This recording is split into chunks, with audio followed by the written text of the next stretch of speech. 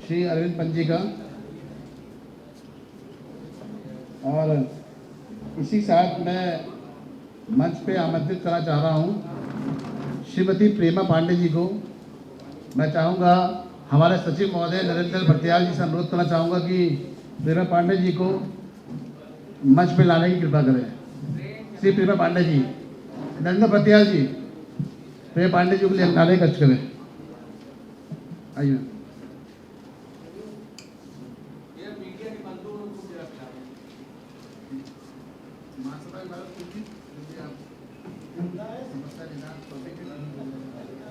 आज यहाँ पर सभी लोगों का को देख करके और ये जो भारतीय पर्वतीय महासभा का आयोजन किया है, ये हम लोगों के लिए बहुत बढ़िया है, आगे को बहुत अच्छा रहेगा। इसके लिए मैं अनूप जी को और अन्य सभी लोगों को बहुत बहुत धन्यवाद देती हूँ। आज मुझको भी एक अवसर मिला है यहाँ पर आने का। पर्वतीय क्षेत्र के लोग जितने भी यहाँ पर हैं अपेक्षित शिकार तो हो ही रहे हैं। पर्वतीय लोगों में जागरूकता बहुत है, वहाँ के लोगों की तरक्की में वो लोग सबसे आगे हैं। कलाकार वो वहाँ पर मिलेंगे, हर तरह के म्यूजिक, कोई भी तरह का संगीत हो, कोई तरह का आर्ट हो, वहाँ की छोटी छोटी बालाएं भी इस तरह से अपने प्यारे घर द्वार को सजाती हैं। कहने का मतलब है उत्तराखंड के लोग जितने भी हैं, सभी लोग इतने पहुँचे हुए लोग हैं कि लेकिन वो क्यों इतने अपेक्षित हो रहे हैं ये पता नहीं है।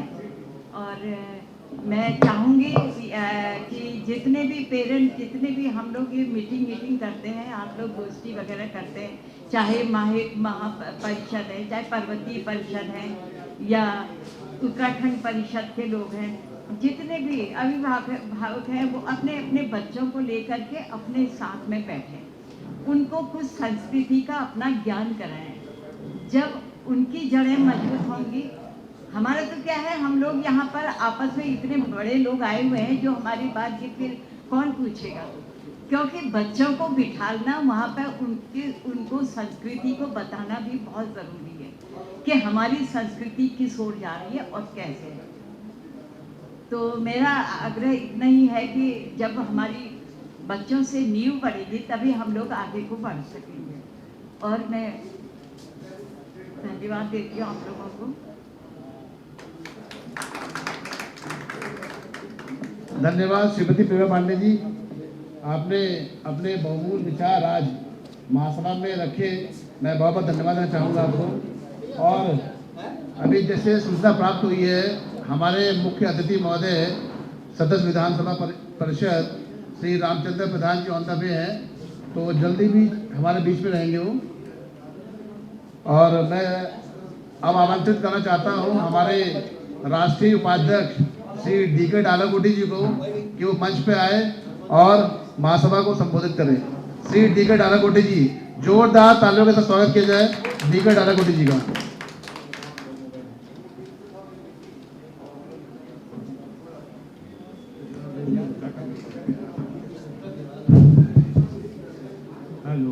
हेलो। आज की विचार गोष्ठी के विशिष्ट अतिथि श्री पंजी एवं मंचासीन अन्य वरिष्ठ जन, हमारी महासभा के आज की संचालन के श्री वरिष्ठ अध्यक्ष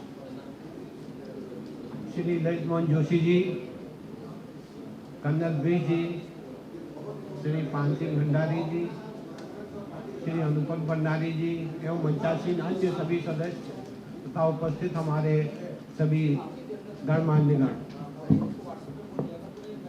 जैसा अभी हमारे पूर्व वक्ताओं ने आपको बताया था, हमारे महासचिव ने इस पर काफ़ी प्रकाश डाल चुके हैं कि हमें इस महासभा को बनाने की आवश्यकता क्यों महसूस हुई। यूँ तो लखनऊ में कई संस्थाएं चल रही हैं जो केवल सांस्कृतिक कार्यक्रम तक ही सीमित रहती है, और कुछ रामलीलाएँ समितियां हैं वो रामलीलाएँ अपना कराती है। अपने अपने क्षेत्र में वो समाज में जागरूकता फैला रहे हैं, बड़ा अच्छा काम है। लेकिन हमने ये महसूस किया कि हम लोगों का प्रतिनिधित्व राजनीतिक क्षेत्र में बहुत कम है। उसी उद्देश्य की पूर्ति के लिए इस महासभा का गठन किया गया। उसी में आज हमने एक यहाँ पर गोष्ठी रखी। उस गोष्ठी में विचार गोष्ठी एवं सम्मान में हमने पर्वतीय समाज की समस्याएं एवं निदान इसका विषय रखा है। पर्वतीय समाज की समस्याएं, मैं समझता हूँ यहाँ पर जितने भी पर्वतीय लोग हम अभी हैं, सभी की पृष्ठभूमि पर्वत से रही है। वहीं से सब लोग पढ़ के लिख के आगे बढ़े हैं, जिनमें मैं भी स्वयं वही हूँ। अभी जैसा आदरणीय पंत जी ने बताया था कि उन्होंने भी बेसिक शिक्षा से, ग्राम से ही अपने शिक्षा प्रारंभ की, तो वहाँ की कठिनाइयाँ आप सब जानते हैं। शिक्षा के क्षेत्र में कितनी कठिनाई है, चिकित्सा सुविधाएं उपलब्ध नहीं है, पेयजल उपलब्ध नहीं है, सड़कें नहीं है। अगर कोई बीमार हो जाता है तो उसमें लोग चारपाई में लगा के या बना के कंधे में कई किलोमीटर कंधों में उनको अस्पताल पहुंचाते हैं। इसी प्रकार शिक्षा के क्षेत्र में बच्चे बेसिक में, प्राइमरी में पढ़ा, किसी क्षेत्र में हाई स्कूल हुआ तो उसने हाई स्कूल कर लिया, इंटर हुआ तो इंटर कर लिया, उसके बाद उसको वहाँ से गांव से बाहर निकलना ही निकलना है। और जितने भी ग्रेजुएशन के लिए हैं, या तो जिला मुख्यालय पे है या प्रदेश मुख्यालय पे है, उनको गांव छोड़ के अपने निकलना पड़ता है। और वहाँ से कुछ बच्चे तो प्राइमरी में ही रह जाते हैं, कुछ हाई स्कूल में फेल हो जाते हैं, वहीं से उनकी पढ़ाई छूट जाती है, इंटर तक भी नहीं पहुँचते हैं। जो प्रतिभाशाली होते हैं वो आगे पहुँचते हैं। आगे पहुँचे, उसके बाद उन्होंने कंपटीशन दिए, कहीं अच्छी सर्विस मिल गई, अच्छे निकल गए, उनका फिर अपनी गांव की ओर मुड़ना मुश्किल हो जाता है। क्यों? गांव में सुविधाएं नहीं है। गांव में मेडिकल की कोई सुविधा नहीं है। कोई आदमी रात बेरात बीमार हो जाए तो उसको कहाँ ले जाएंगे? कहीं अस्पताल नज़दीक में है नहीं, डॉक्टर है नहीं, अस्पताल अगर है भी उनमें डॉक्टर नहीं रहते हैं, नर्सें नहीं हैं, एक किसी कंपाउंडर के भरोसे अस्पताल चलाया जाता है, कई कई दिन अस्पताल बंद रहता है। उसके लिए उसको या तो जिला मुख्यालय दौड़ना पड़ता है या किसी बड़े शहर में बड़े अस्पताल के लिए। तो इतना उसके पास, गरीब आदमी के पास पैसा नहीं होता है, जैसे तैसे वो बच्चों को पेट काट के अपना पढ़ाता है, दिन भर में मजदूरी करके 4 पैसे लाता है। आज तो अब स्थिति ये है, पर्वतीय समाज की जो समस्या है, सबसे बड़ी समस्या है वहाँ पर धनोपार्जन, आर्थिक स्थिति। वहाँ की आर्थिक स्थिति हम कैसे मजबूत कर पाएँ। उधर जा रहा था, कालिका मंदिर है गंगोली हाट में, तो उधर जाते वक्त मैंने देखा जब बने होंगे वो मकान, रेल के जैसे डिब्बे कम से कम नहीं होंगे, 20, 25, 30 मकान एक साथ बनते थे। उनको पहाड़ में बाकुली कहते हैं। वो पूरे के पूरे ध्वस्त हो चुके हैं, पत्थरों के बने होते थे, कितने खूबसूरत थे। कल्पना करिए उस समय की, जब उतनी आबादी उन मकानों में रहती होगी और आपस में बातचीत होती होगी, खेल कूद करते होंगे बच्चे आपस में, हैं? क्या गांव में जागरूकता रही होगी। आज वीरान पड़े हुए खंडहर हो गए हैं। खेती अगर कोई 2 परिवार बचा भी है, वो खेती करता है, उस खेती को वहाँ के जंगली जानवर जो हैं वो बिल्कुल नष्ट कर दे रहे हैं। बंदर हैं, लंगूर हैं और ये सुंगर हैं। तो एक समस्या थोड़ी वहाँ है, कई समस्याओं से जूझ रहा है उत्तराखंड हमारा। तो पर्वतीय समाज की जो समस्याएं हैं उनके निदान के लिए हम अपने स्तर से जो भी यहाँ से कर सकते हैं। अभी जैसा उपाध्याय जी ने बताया था, हमारे संयोजक महोदय ने, कि भाई हम यहाँ पर गरीब बच्चों को मदद भी करते हैं। जो उन किनकी करते हैं, अब जो यहाँ पर प्रकाश में हम लोगों के संज्ञान में आ जाएगा। वहाँ तो ऐसे सैकड़ों हजारों ऐसे लोग हैं जिनकी आवश्यकता है जिनको, तो ये नेटवर्क को, हमारा जो महासभा का नेटवर्क है, हमारा विचार ये है कि इसको वहाँ भी फैलाया जाए और वहाँ भी इस प्रकार की व्यवस्था की जाए कि जो गरीब परिवार है उन तक कैसे पहुँचाया जाए, सहायता कैसे पहुँचे, क्योंकि समय की बाध्यता है, 5 बजे तक इसको खत्म करना है। मैं ज़्यादा बोलूँगा नहीं। समस्याओं का निदान जो है हमारी सरकार उत्तराखंड की कर ही रही है, आयोग वहाँ बनाई है, काफ़ी प्रयास कर रही, इधर काफ़ी मैं देख रहा हूँ। हालांकि सड़कों की स्थिति अभी भी वहाँ बहुत दयनीय है, कहीं पहुँचते नहीं है, कई किलोमीटर तक पैदल आदमी को जाना है। जल लेने वहाँ की महिलाएं पानी लेने कई किलोमीटर से पानी लाती, गर्मियों में तो वो भी सूख जाता है। तमाम समस्याएं वहाँ हैं, तो उनका निदान धीरे धीरे ही निकलेगा। स्वतंत्रता के इतने साल बाद जो है काफ़ी प्रगति हुई है। मैं ज़्यादा समय नहीं लूँगा, मैं अपनी वाणी को विराम करूँगा। अंत में सबका धन्यवाद करता हूँ कि आप लोग यहाँ पधारे। इतनी गर्मी में लू चल रही है बाहर, धन्यवाद।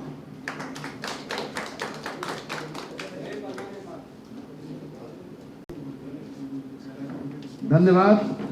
आदरणीय डी.के. डालोकोटी जी ने अपना उद्बोधन आज दिया और महासभा को एक गति प्रदान करने की कृपा की। बहुत बहुत धन्यवाद डालोकोटी जी। और इसी के क्रम में मैं आमंत्रित करना चाहता हूँ श्री प्रोफेसर कमाल खटायत जी को।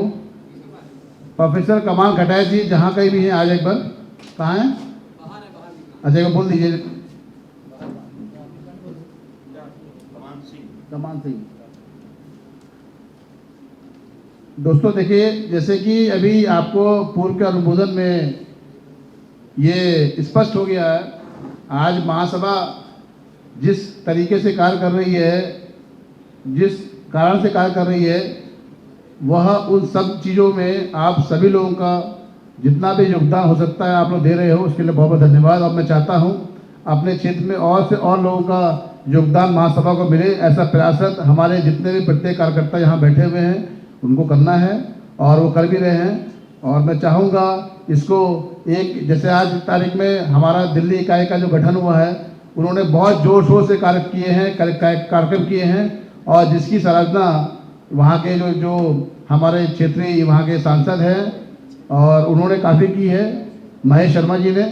तो मैं चाहूँगा कि आप सभी लोग अपने विभिन्न जनपदों में, प्रांतों में, जहाँ जहाँ भी लोग हमारे ये पर्वतीय क्षेत्र से जुड़े हैं, उनको महासभा में जोड़ने का महत्वपूर्ण कार्य करें आप लोग। और प्रोफेसर कमान सिंह जी आ चुके हैं, मैं चाहूँगा उनको वो स्टेज में आए और अपनी बात को रखें। प्रोफेसर कमान सिंह जी, जोरदार तालियों से स्वागत कीजिए प्लीज।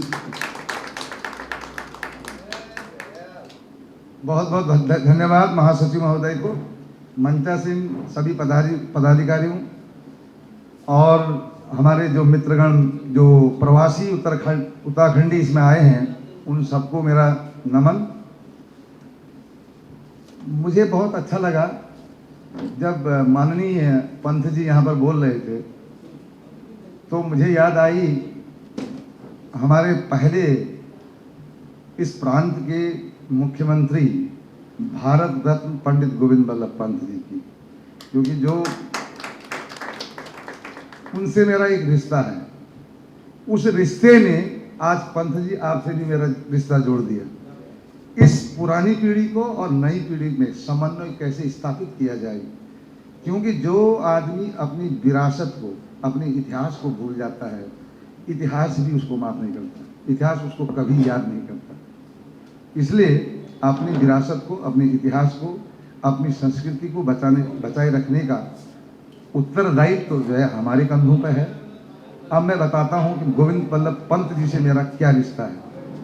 पहला रिश्ता यह है कि वो उत्तराखंडी थे, मैं भी उत्तराखंडी हूं, मैं डिस्ट्रिक्ट पिथौरागढ़ से हूं।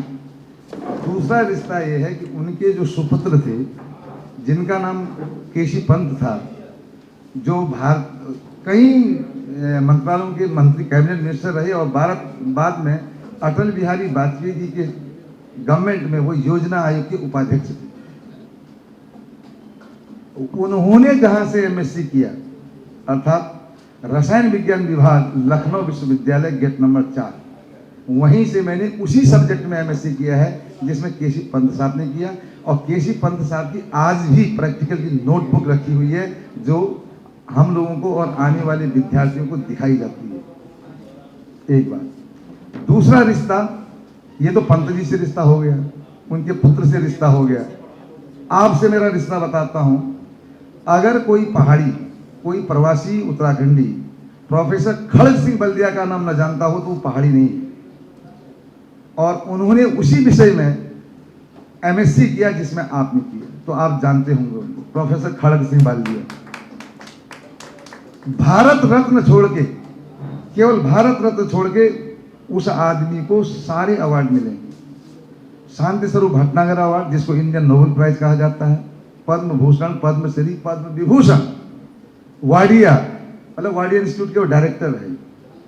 इसी विश्वविद्यालय से उन्होंने एमएससी किया।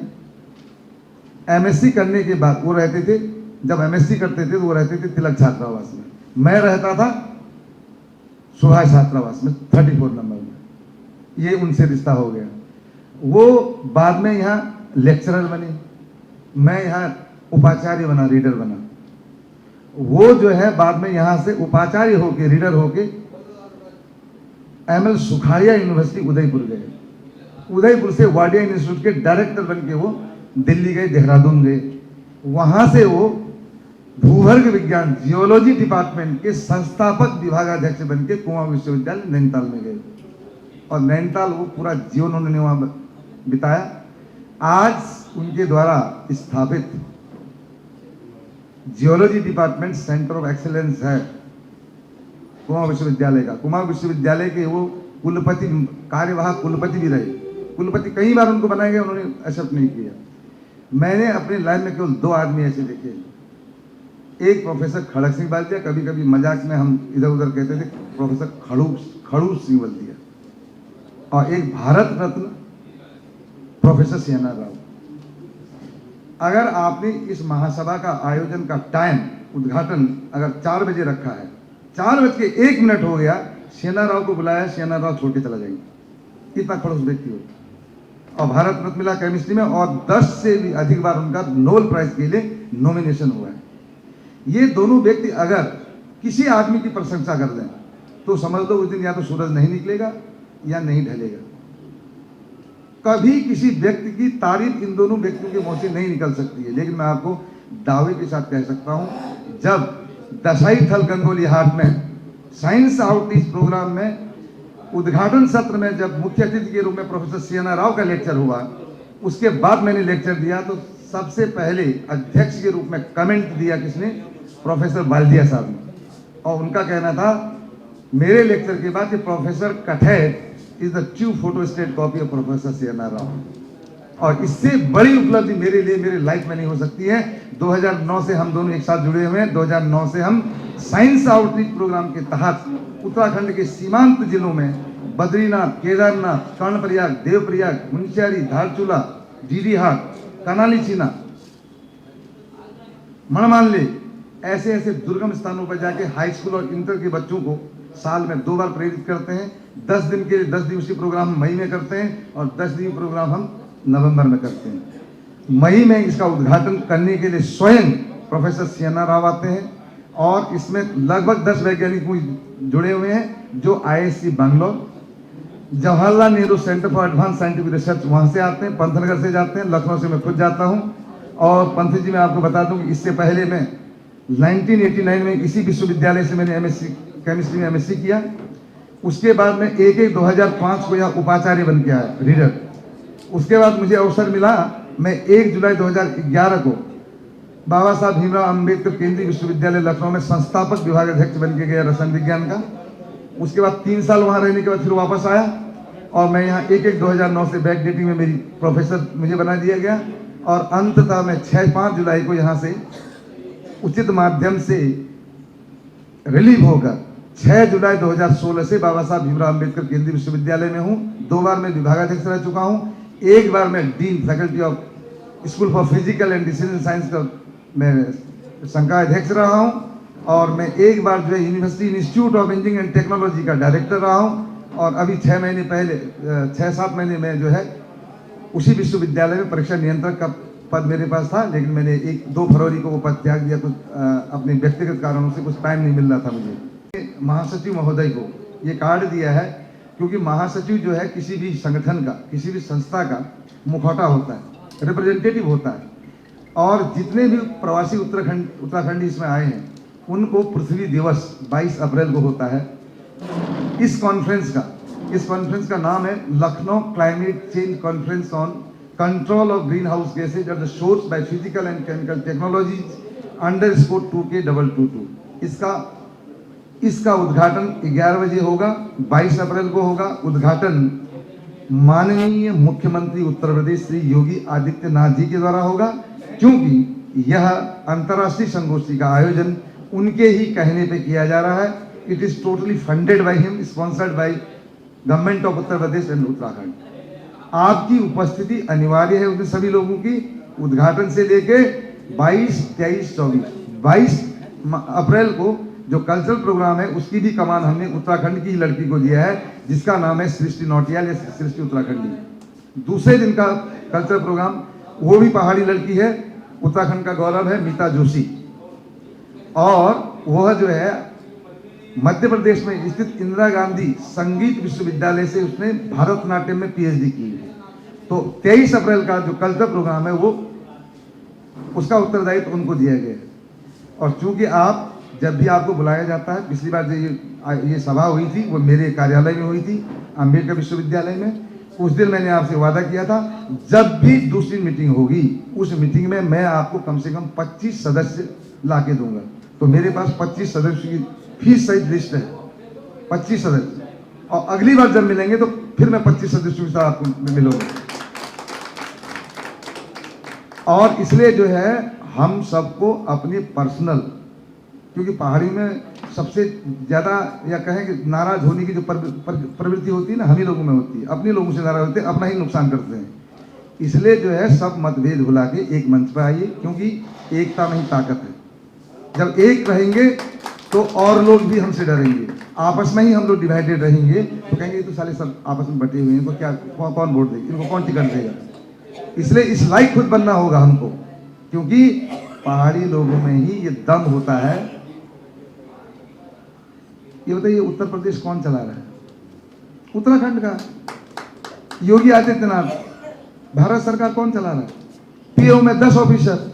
भास्कर जोशी शायद आप लोग जानते होंगे, Bhaskar Khulbe, the senior most 1962 मेरे जन्म से भी पहले का IAS है। He is adviser to the prime minister security. Ajit Doval आप जानते हैं, और एक हमारे पास जो tiger of the Indian army था, वो हमसे छीन लिया गया, पंडित बिपिन रावत जी को। First CDS of Indian army. हमसे 2-2, मैं पिछली बार भी कहा था, हमसे 2-2 जनरल छीने गए। पहला जनरल BC जोशी, और उनके नाम से पिथौरागढ़ में जो APS बना हुआ है, army public school, general BC Joshi army public school, उसकी जो परिकल्पना थी, वो ऐसा दूसरा APS इंडिया में नहीं, संसार में भी नहीं होता कोई। लेकिन उनकी जो असामयिक मृत्यु हो गई, उस कारण से उसका स्वरूप ही चेंज हो गया। अदरवाइज वो इतना बढ़िया स्कूल बनने जा रहा था। चलिए फिर कभी देखा जाएगा। 2-2 जनरल हमने दिया। हमारी पूरी आर्मी जो है, पूरी इकोनॉमी हमारी आर्मी बेस्ड है। हमारे यहाँ की इकोनॉमी को सर मनी ऑर्डर इकोनॉमी कहते हैं। क्यों? क्योंकि हमारा भाई जो आर्मी में है, हमारा चाचा जो आर्मी में है, हमारे सगे संबंधी जो आर्मी में है, वो जब मनी ऑर्डर भेजते हैं तब हमारी फीस जाती है। तब जब हमारे घर में चूल्हा जलता है, चूल्हा कहने का मतलब कपड़े खरीदे जाते हैं। लेकिन मैं इतने रिमोट एरिया से हूँ, काली नदी के किनारे रहने वाला, लेकिन आज तक मुझे याद है, मैं 1986 से इस लखनऊ में रहता हूँ, आज तक घी नहीं खरीदा। आज तक मैंने घी नहीं खरीदा है। आज तक मैंने लहसुन नहीं खरीदी है। आज तक मैंने दाल नहीं खरीदी है, और घर में भी नहीं देखा। केवल हमारे पास 2 चीज खरीदी जाती है हमारे यहाँ, एक नमक, दूसरा चाय पत्ती। इसके अलावा कुछ नहीं खरीदते। इवन चीनी भी हमारे यहाँ गुड़ बनता है गन्ने से, अब छोड़ दिया लोगों ने, क्योंकि वहां से पलायन हो चुका है। इसलिए उनकी जो समस्या है, उनकी समस्या यही पलायन की समस्या है। सबसे पहले हमको पलायन की समस्या को रोकना होगा। वो कैसे रोकेगा? वो इसलिए रोकेगा, जो सुविधाओं के चक्कर में वहां से लोग पलायन करके मैदानी क्षेत्र में आ रहे हैं, वही सुख सुविधाएं, वही हॉस्पिटल, वही स्कूल, वही कॉलेज हम वहां बनवाएं, उसी एरिया में बनाएं, तो कौन कौन पागल है जो वैसी आब हवा छोड़ के इधर आएगा?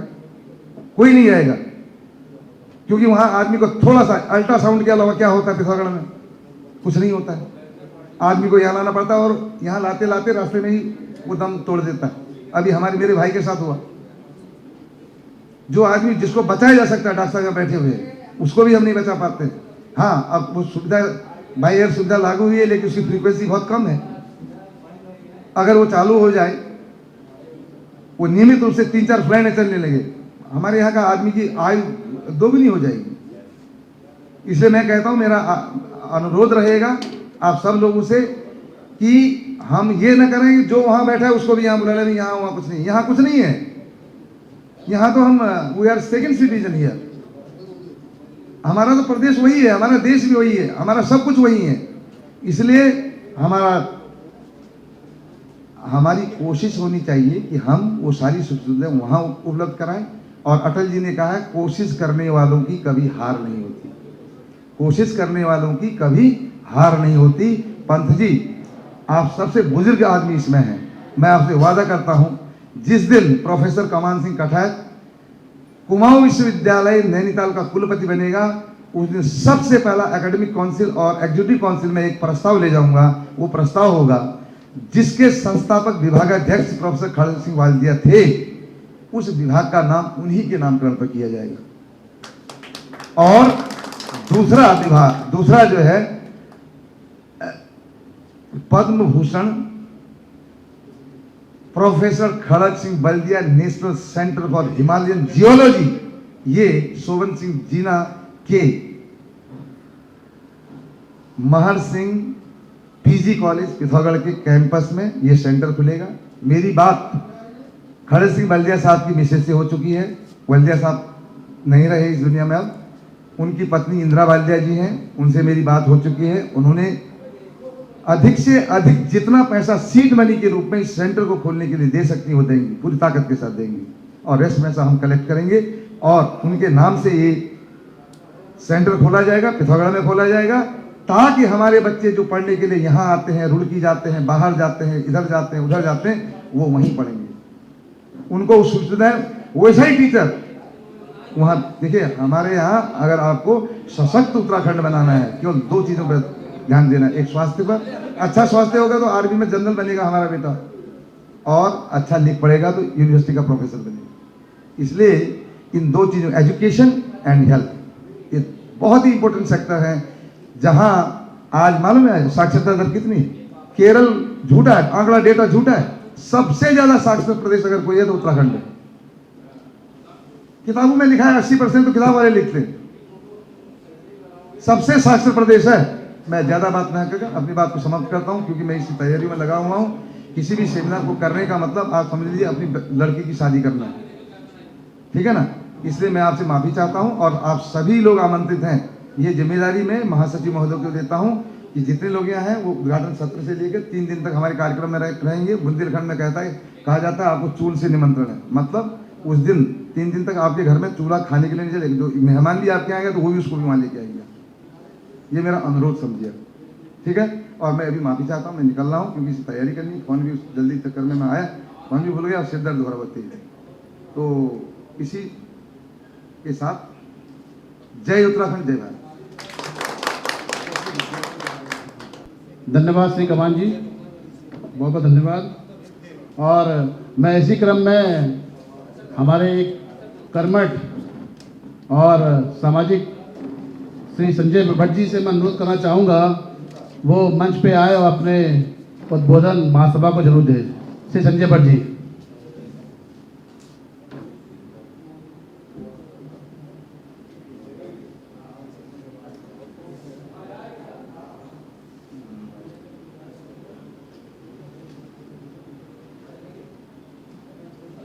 सभी लोगों को नमस्कार। पर्वती महासभा एक बहुत बड़ा मंच लेके उभरी हुई है, और मैं समझता हूँ कि आज तक जितनी भी संस्थाएं लखनऊ में कार्य कर रही हैं, वो अपने जो उद्देश्य लेके चली थी, लगता है मुझे वो पूरा नहीं कर पाई, इसलिए शायद इसको बनाने की ज़रूरत पड़ी है। भारतीय पर्वतीय महासभा जिस तरह से अपने उद्देश्यों को लेकर आगे बढ़ रही है, वो बहुत अच्छी तरह से मुझे लग रहा है अपने उद्देश्यों को पूर्ति करेगी। मैं अनुपम सिंह भंडारी जी का धन्यवाद देता हूं कि उन्होंने मुझे थोड़ा समय दिया है। देखिए, मैं लखनऊ में तो पैदाइश से करीब करीब रह रहा हूं, लेकिन मेरा जन्म जो है उत्तराखंड में पिथौरागढ़ डिस्ट्रिक्ट में जो लास्ट एरिया है उसका धारचूला, मेरा जन्म वहाँ हुआ है। और मैं रहने वाला हूँ अल्मोड़ा सोमेश्वर से पहले मनान जगह आपने सुनी होगी, पड़ोलिया गांव है मनान, छोटा सा, और मैं वहाँ का रहने वाला हूँ।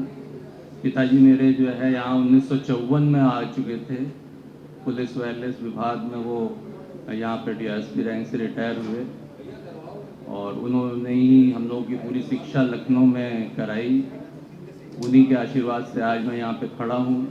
लखनऊ यूनिवर्सिटी से मैंने एमएससी फिजिक्स से 1987 में किया। उसके बाद मैं एक सामाजिक क्षेत्र में जो कार्य कर रहा है विभाग, उत्तर प्रदेश का समाज कल्याण विभाग, उसमें मैं सांख्यिकी अधिकारी हूँ। उसके बाद मैंने समाज शास्त्र की भी शिक्षा ली।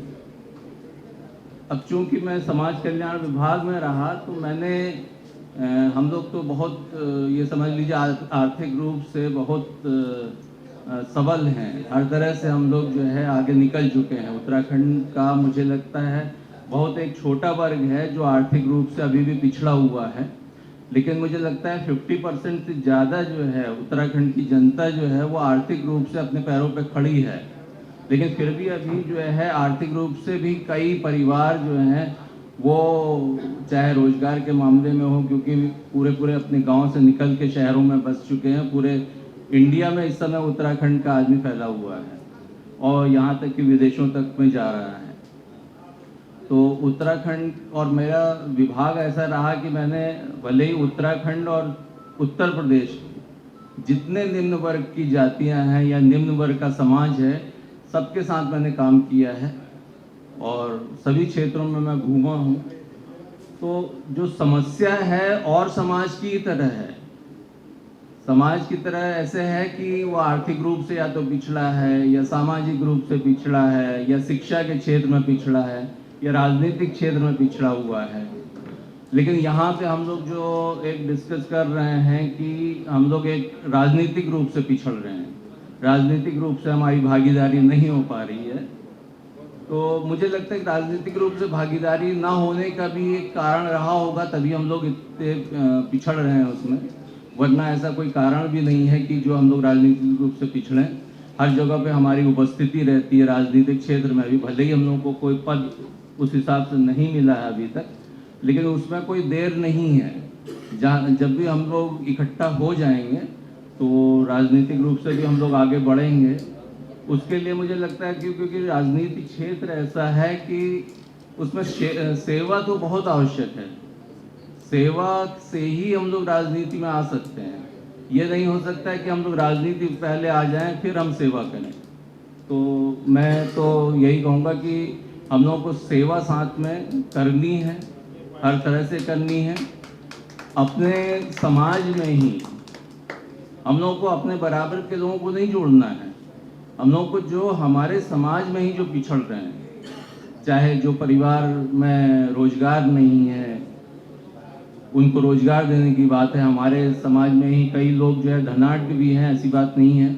कई लोगों के बहुत अच्छे अच्छे व्यवसाय चल रहे हैं, कई लोगों के अच्छे अच्छे कॉलेजेस चल रहे हैं, कई लोगों के अच्छे अच्छे वो उच्च पदों पर हैं। वो अपने समाज के लोगों को अपने क्यों नहीं जोड़ते हैं, अपने साथ रोजगार में क्यों नहीं जोड़ते हैं। इसी तरह से उनकी अगर शिक्षा में सहायता करनी है, जो समाज में हमारे बच्चे जो है हो सकता है किसी फीस की वजह से उच्च शिक्षा नहीं प्राप्त कर पा रहे हैं, तो उनको हम आर्थिक रूप से मदद करके किसी भी प्रकार से उनको आगे बढ़ाने का काम करें। ये एक बहुत अच्छी शिक्षा मतलब एक हम लोग के लिए उदाहरण होगा। इसी प्रकार मैं देखता हूँ कि अभी स्वास्थ्य के मामले में हम लोग एकदम सरकार पर डिपेंड रहते हैं। हमारे निगी जी उसी विभाग से जुड़े हुए हैं। अभी हम लोग ने कोरोना काल देखा कि हम लोग किस तरह से जो है जूझ रहे थे। कोरोना काल में मैं यहाँ पे वैसे डिस्कस तो नहीं करना चाह रहा था, लेकिन मैंने अपने घर के 2 लोगों को खोया है। उस कोविड पीरियड में मैंने अपनी पत्नी को खोया है, मैंने अपनी माँ को खोया है। और उस समय की मैं अवस्था बताऊं कि बड़े बड़े लोगों को फ़ोन किया, बड़ी बड़ी संस्थाओं को मैंने फ़ोन किया और मदद की गुहार लगाई, शायद एक भी व्यक्ति सामने नहीं आया। अनुपम भंडारी जी और भंडारी जी मेरा रोज हालचाल पूछते थे, जो कुछ मदद हो पाती थी ये लोग करते थे। और यहाँ तक कि यहाँ के जो जनप्रतिनिधि थे, जो हमारे सांसद थे, विधायक थे, वो मैं डायरेक्ट कांटेक्ट में उनके नहीं था। मैंने उत्तराखंड के अपने सांसद और विधायकों से कह के यहाँ पे मैंने हॉस्पिटल में अपने पत्नी और माँ का इलाज करवाया। यद्यपि वो नहीं रह पाए, ये हमारी बस किस्मत थी, लेकिन जो है हम लोग उस समय हम लोग असहाय इतने थे कि हम लोग इतनी बड़ी बड़ी संस्थाएं लेके चल रहे थे, लेकिन हम किसी को एक ऑक्सीजन सिलेंडर नहीं दे पाए और ना ही हम जो है किसी को आर्थिक रूप से या फिर एक मॉरल सपोर्ट भी नहीं कर पाए। सब लोग मतलब जो है एकदम फ़ोन उठाने की स्थिति में नहीं थे। तो हम लोग को इतने बड़े समाज में जब हम लोग रह रहे हैं, हम कह रहे हैं कि 5 लाख की हमारी जनसंख्या है, उसके बाद अगर हम इतने असहाय अपने आप को दिखा रहे हैं तो ये हम लोग की कमी है। ये हम लोग राजनीतिक क्षेत्र में आके नहीं पूरा कर सकते। ये हम लोग को कुछ स्वयं भी कुछ करना होगा।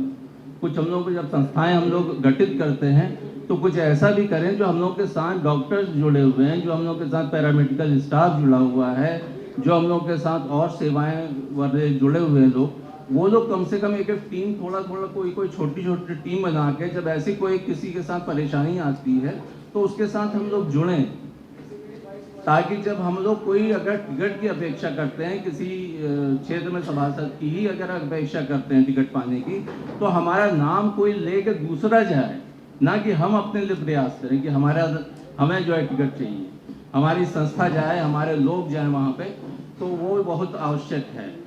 इसी प्रकार मैं अभी देख रहा हूँ कि अभी हमारे उत्तराखंड के ही कई बच्चे यूक्रेन में फंसे हुए हैं, यूक्रेन में फंसे थे और वो वापस आए हैं। वो कोई ना कोई जो है, कोई 2 साल का, कोई 3 साल का कोर्स कर चुका है और मैं देख रहा हूँ कि वो जो है उनकी अब जो आगे क्या, उनका भविष्य एकदम अंधकार दिख रहा है उनको। तो हम लोग एक सरकार से उनको जरूर एक प्रार्थना पत्र दें कि उनकी मदद हो पाए किसी भी तरीके से, और एक आश्वासन सरकार को ये भी दे सकते हैं कि ये बच्चे अगर आप लोग अपने मेडिकल कॉलेजेस में लेते हैं तो ये उत्तराखंड की जो है सेवा करेंगे, चाहे उसका बॉन्ड भरवा लें, चाहे जो कर लें। तो इस विषय पे जो है बहुत विचार किए जाने की आवश्यकता है। मैं महासभा से अनुरोध करूंगा कि इस विषय पे जरूर एक अपना प्रार्थना पत्र जरूर सरकार को, भारत सरकार को प्रेषित करें कि उन बच्चों की जरूर सहायता की जाए जो यूक्रेन से लौट के आए हैं, और वो हमारे सरकार को कम से कम इतना तो ध्यान उनका आकर्षित करें कि उनको यहाँ पे मेडिकल कॉलेजेस में सहायता दे के उनको उन क्षेत्रों में लगाएं जहाँ पे कोई मेडिकल सुविधा नहीं है। तो मैं इन्हीं शब्दों के साथ अपनी वाणी को विराम देता हूँ। अगर मेरे मुख से कुछ ऐसा निकला हो तो मैं उसके लिए बहुत क्षमा प्रार्थी हूँ। धन्यवाद। कुछ पत्रकार बंधु हमारे यहाँ पर आए हुए हैं, उनसे अनुरोध है कि वे हमारे महासभा के महासचिव डॉक्टर अनुपम सिंह भंडारी जी की वो 5 मिनट बाइट लेना चाहते हैं। बाइट लेने के लिए आपका सादर स्वागत है। प्रवृत्ति जन के माध्यम से हमको मालूम पड़ा, उसको लेके हम लोग जो है माननीय रक्षा मंत्री राजनाथ जी के पास हम लोग गए थे, हम लोग सुरेंद्र देव जी के पास गए थे। उनको हमने अपनी मांग पत्र दिया और उन्होंने उस मांग पत्र को स्वीकार करते हुए वो लागू कराने की पूरा आश्वासन दिया। उत्तरायणी की जो छुट्टी आज अभी तक नहीं हुआ करती थी, इतना बड़ा जनसंख्या होने के बावजूद भी, तो वो छुट्टी का कार्य जो है वो महासभा द्वारा किया गया। आज 14 जनवरी को जो उत्तराखंड में आज की तारीख में जो छुट्टी हम लोग मांगते थे, उत्तर प्रदेश से मांग करते थे, उत्तरायणी का छुट्टी जो है वो हम लोग को मिला, अवकाश मिला है। तो उसके लिए जितने भी हमारे नेता हैं, हमारे माननीय रक्षा मंत्री जी हैं, हमारे योगी जी है, हमारे प्रदेश अध्यक्ष हमारे स्वतंत्र देव जी है, उनको मैं बहुत बहुत धन्यवाद महासभा की तरफ से ज्ञापित करना चाहूँगा कि उन्होंने कम से कम इसको संज्ञान लिया और इस पर कार्य किया। क्योंकि आपका संगठन ये जो है भारतीय पर्वतीय महासभा के नाम से है, इसके नाम से लग रहा है कि राष्ट्रीय स्तर का ये संगठन है जी। तो वैसे लखनऊ और उत्तर प्रदेश में देखा गया कि बहुत से संगठन पर्वतीय समाज के हैं, अलग अलग नामों से हैं। तो क्या ये अपेक्षा करते हैं या आप चाहेंगे ऐसा कि सभी संगठन मिलकर के आपकी आवाज़ को या पर्वतीय समाज की आवाज़ को उठाएं?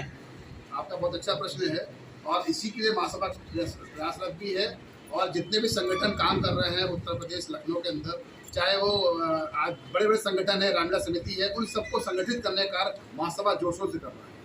Thank you. सर, ये जो भारतीय पर्वतीय महासभा का आप कार्यक्रम यहाँ रखा है, ये किस विषय पे है? ये भारतीय पर्वतीय महासभा का जो कार्यक्रम रखा गया है, यह पर्वतीय समस्याओं की जन समस्याएं जो है उनको लेके है, इनके निदान को लेके रखा गया है। सर, इसमें क्या क्या मतलब किस तरीके से कार्य हो रहे करेंगे आप लोग, ये इसके बारे में बताइए। भारतीय पर्वतीय महासभा इसमें बेसिकली क्या है कि हम लोग, ये राष्ट्रीय संस्था हमारी है, इसमें हम लोग पूरे देश से लोगों को जोड़ने का कार्य कर रहे हैं जो पर्वतीय क्षेत्र के लोग हैं। जैसे कि आज लखनऊ के अंदर हमारी 6 लाख के आसपास की जनसंख्या है और उत्तर प्रदेश के में लगभग 50 लाख की जनसंख्या है। तो इन जनसंख्या को संगठित करने का कार्य जो है वो भारतीय पर्वतीय महासभा कर रही है बड़े जोर शोर से। उन्होंने अपने अलग अलग जिलों में, मंडलों में, इसके अलावा अलग अलग प्रदेशों में हम लोगों ने अपनी टीम गठित किया हुआ है। वह टीम वहाँ पर सब लोगों को, जितने पर्वतीय जन हमारे हैं, पर्वतीय जन में उत्तराखंड भी हो गए, कुमाऊनी भी हो गए, गढ़वाली भी हो गए और हमारे नेपाली भाई भी हो गए, तो इन सभी लोगों को जोड़ने का कार्य आज महासभा बड़ा जोर शोर से कर रही है। और मैं आपको बताते हैं बड़ा हर्ष की अनुभूति हो रही है। हमारे दिल्ली एनसीआर की शाखा ने बहुत अच्छा कार्य किया है और काफ़ी अच्छा उन्होंने प्रयास किया है जोड़ने का। दिल्ली हो गया, गाजियाबाद हो गया, नोएडा हो गया, इन सब से लोगों को जुड़ने का कार्य किया है। आज जयपुर में, अगर बात करें राजस्थान की बात करें, जयपुर में, बीकानेर में हमारे जो है कार्यकर्ता काम कर रहे हैं, कर्नाटका में हमारे कार्यकर्ता काम कर रहे हैं, दिल्ली में हमारे कार्यकर्ता काम कर रहे हैं, उत्तराखंड में कार्यकर्ता काम कर रहे हैं। तो विभूतियों को भारतीय पर्वतीय महासभा द्वारा सम्मानित किया जा रहा है तथा भविष्य में यह काम सतत रूप से चलता रहेगा। उत्तर प्रदेश के पर्वतीय बहुल क्षेत्रों से पर्वतीय समाज के योग्य व्यक्ति को पार्टी में उचित प्रतिनिधित्व देने के साथ साथ विधानसभा, विधान परिषद, नगर निगम में पार्षद एवं मेयर आदि का प्रत्याशी बनाने हेतु तथा शासन के अन्य महत्वपूर्ण पदों पर नियुक्ति हेतु भारतीय पर्वतीय महासभा द्वारा हर संभव प्रयास किया जाएगा, जिसका बिगुल विचार गोष्ठी के माध्यम से बजा दिया गया है तथा अपने उद्देश्य की प्राप्ति हेतु महासभा द्वारा हर संभव प्रयास किया जाएगा। तो आशा है कि हम लोग अपने उद्देश्य में आगे खरे उतरेंगे। इसी उम्मीदों के साथ में आप सभी का सादर अभिवादन। धन्यवाद।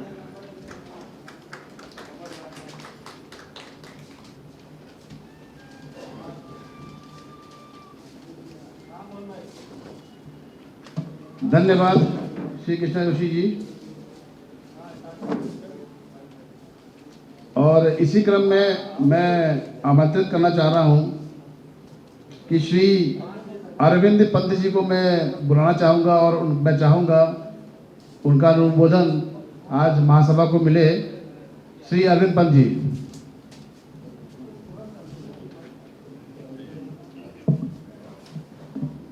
श्री संयोजक महोदय से अनुरोध है, कृपया करके अरविंद पंत जी को लेके आए।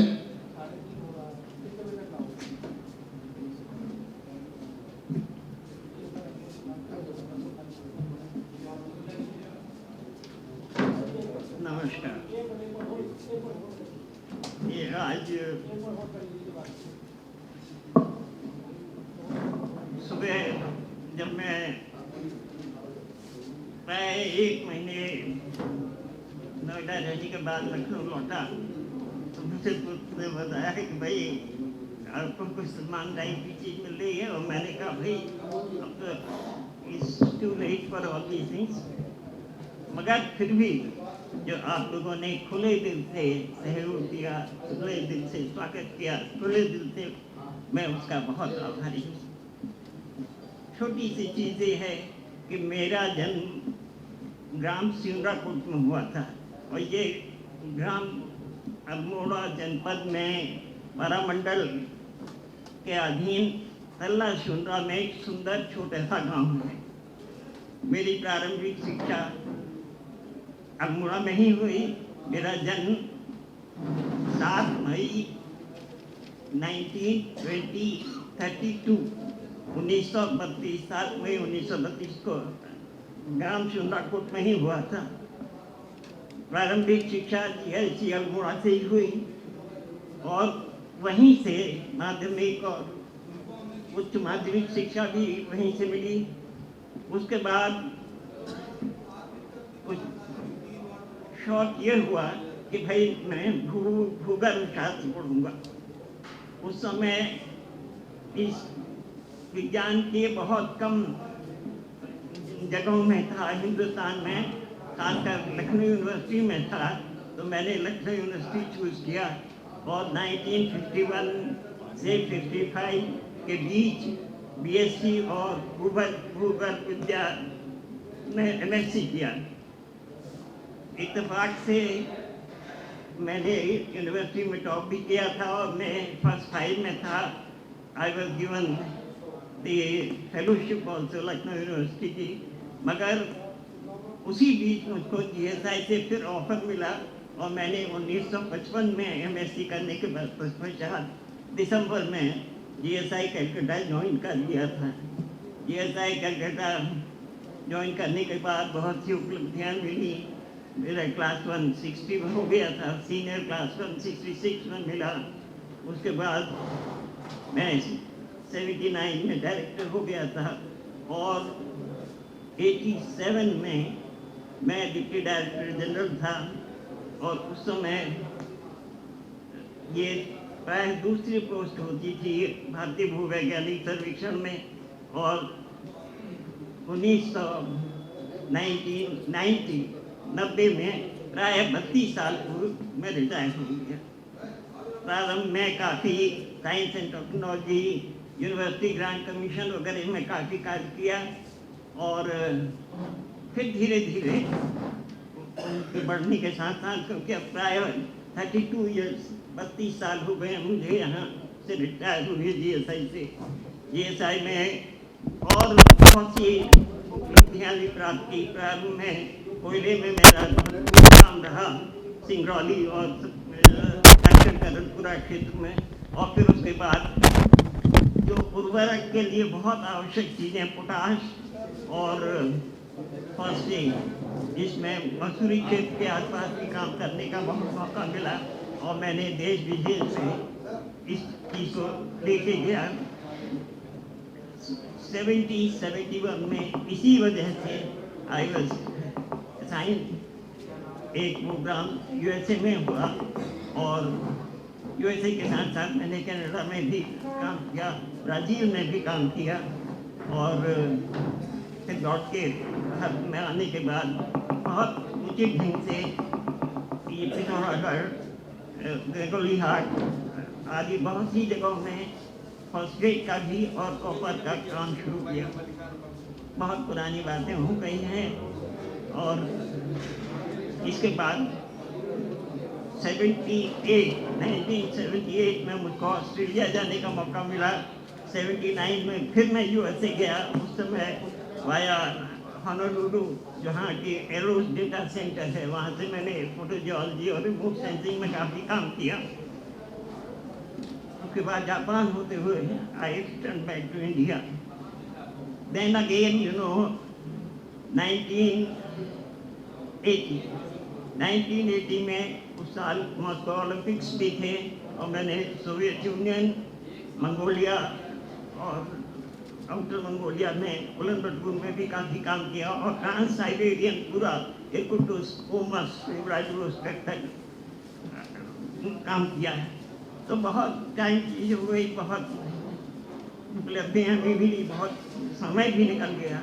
मैं इसके बाद और क्या कर रहा हूँ, हाँ ये ज़रूर है कि भाई हम लोग पर्वतीय क्षेत्र को बिलोंग करते हैं और चूँकि ये पर्वतीय क्षेत्र हिमालय श्रृंखला से संबद्ध है और ये सबसे न्यूनतम नई बिल्कुल पहाड़ियाँ हैं, तो इसका इरोशन डेन्यूडेशन बहुत तेज़ रफ्तार से होता है, जिसके कारण यहाँ बहुत गंभीर परिणाम भी हो जाते हैं। खासकर ये जो एवलांचेस और glaciers and lake river burst होती हैं, जिनके वजह से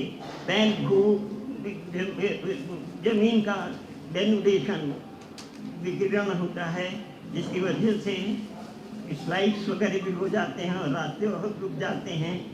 कभी कभी नदी क्षेत्र में नेचुरल बांध बन जाते हैं, जिससे बड़ी बड़ी लेक्स बन जाती हैं और बाद में ये लेक जो है बस करके बड़ा प्रॉब्लम देती हैं। तो इस तरह से हालांकि हिमालय की अपनी ओन कुछ परेशानियां हैं, जिनका प्रॉपर मैनेजमेंट की वजह से आकलन करने से सोल्यूशन भी हो सकता है, और हम करते हैं। कुमाऊं में हम लोग बहुत संतुष्ट हैं, प्रसन्न हैं, और people they enjoy life and everything. इससे ज़्यादा और मैं क्या सकता हूँ। Thank you very much.